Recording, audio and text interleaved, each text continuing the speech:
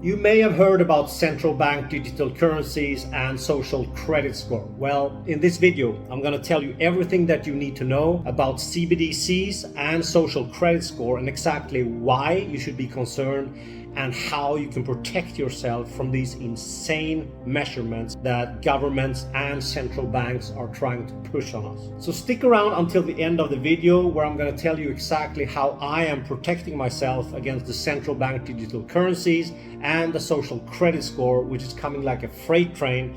And if you don't do anything about it, you, my friend, will be had for breakfast. Our lives and the world that we live in is nothing but an enormous board game of life. And no matter who you are or where you live, you're already in the game, competing with other players for resources, money, food, and opportunities. And the great news is that all you need to do to turn this game into your own personal success is to educate yourself on what other successful players are doing to gain a competitive advantage. So if you learn what's going on, if you learn how the game works, you will eventually outsmart corporations, governments, and other players. So you can establish the kind of life, happiness, and freedom that you deserve. And these videos, they are all about strategies on how you can start to master your game. So I would encourage you to like this video, share it with your friends, and subscribe to our channel so we can take your game to the next level.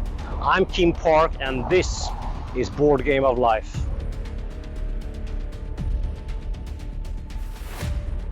So exactly what is a central bank digital currency? Well, if you imagine money today, which is a banknote and coins, this is the physical equivalent of transferring value between you and another party.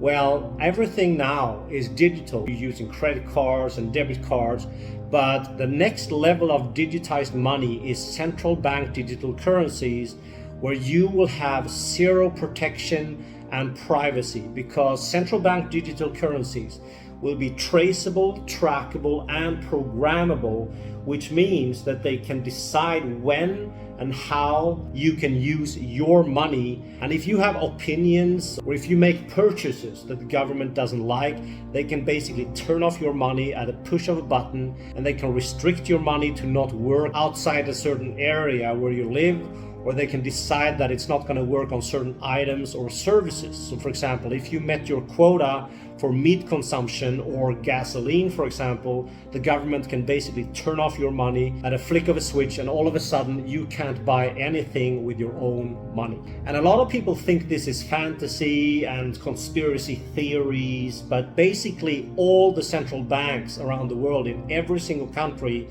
are working simultaneously on solutions to implement central bank digital currencies as we speak. And they are all synchronized under the same umbrella with the World Economic Forum, and their aim is to have the central bank digital currencies up and running, functioning in society by 2025. Obviously, mostly Western countries will be the first to implement such a solution because they have the infrastructure and the modern technology to implement these solutions. Obviously, there are exceptions. For example, in Nigeria, they have already launched the central bank digital currency back in 2021. And today you need the social credit score above a certain threshold to be able to use services like cell phone, entering grocery stores, buying gasoline, renting apartments. All of the necessities that you use in a society, you need a social credit score above a certain level. And if the government doesn't like what you're doing, or if you have certain political opinions that the government doesn't like, they will basically lower your credit score to the point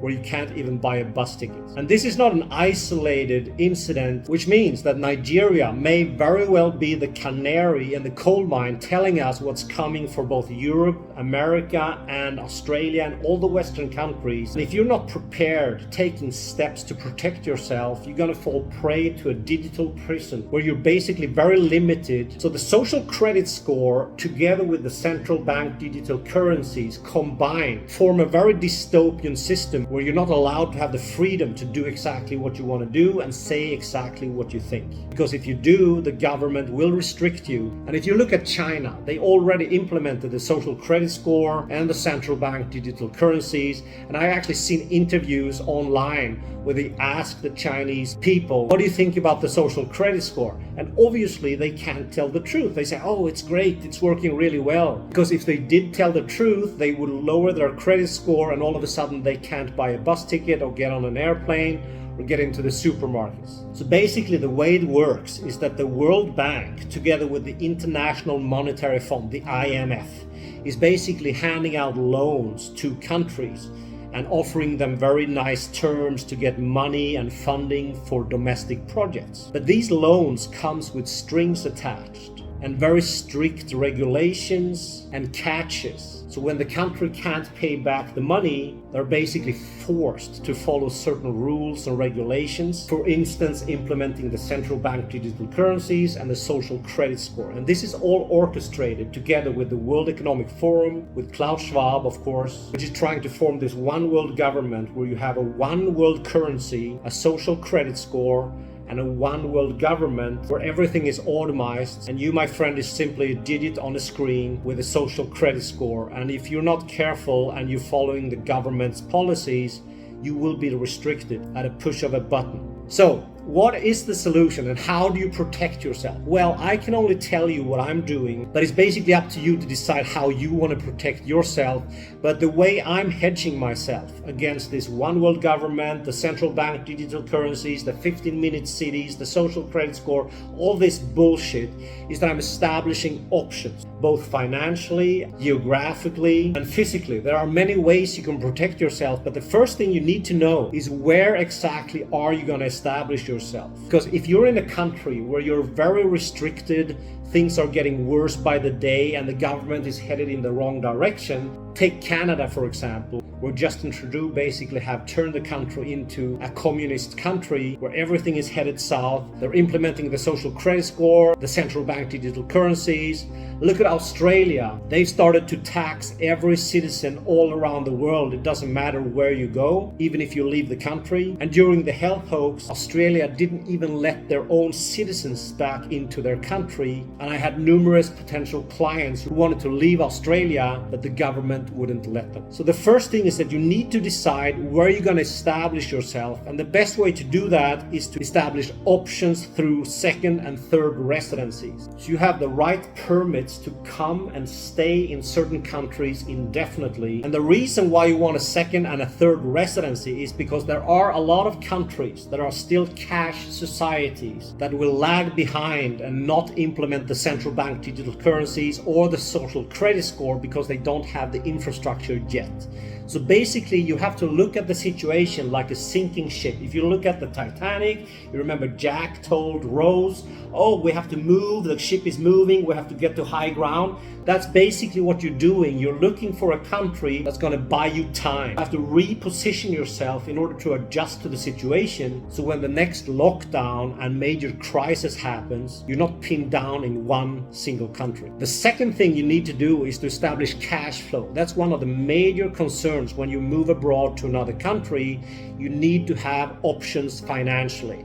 And the best way to do that is to find a hotspot where you have a lot of people coming in, expats, tourists, everything. I help a lot of my clients finding high yield properties that generate a good cash flow, a piece of property that can give you high enough yield so you never have to worry about money. And the third thing is that you need to establish a zero taxation residency. Yes, it is possible to legally establish a tax residency where you can reduce your taxes straight down to zero following the local laws. I've done this myself and I would be more than happy to show you exactly how it works. So if you are interested in getting a second residency or getting a second passport or establishing a cash flow property with a high enough yield to retire on, or establish a 0% taxation residency so you never have to pay taxes again, click the link in my bio or visit instantresidency.com and book a free call with me right now. Let's talk about how we can expand your freedom and protect yourself and your family for the future so you can start enjoying all the benefits right now.